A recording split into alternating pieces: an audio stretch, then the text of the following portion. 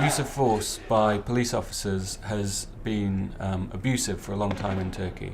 Excessive use of force at demonstrations has been routine, but even by these standards, what we've seen in the last few days has been absolutely disgraceful and should be put to an end immediately.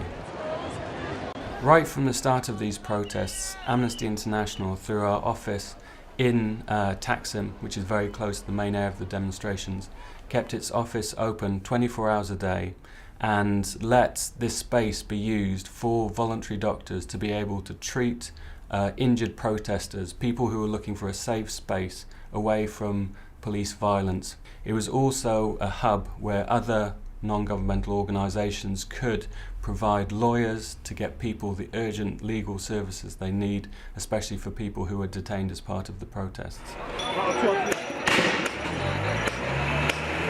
Police have continued in this excessive use of tear gas, using tear gas canisters, firing them directly at protesters as a weapon, beating protesters on the streets.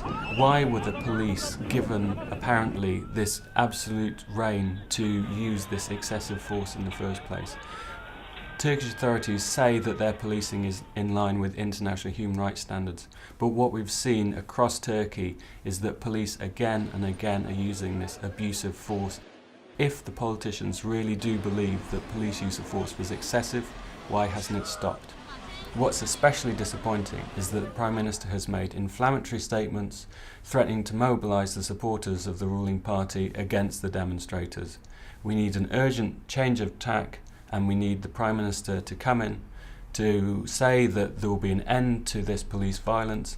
We're going to be looking out for the sorts of abuses by police that we've seen up till now.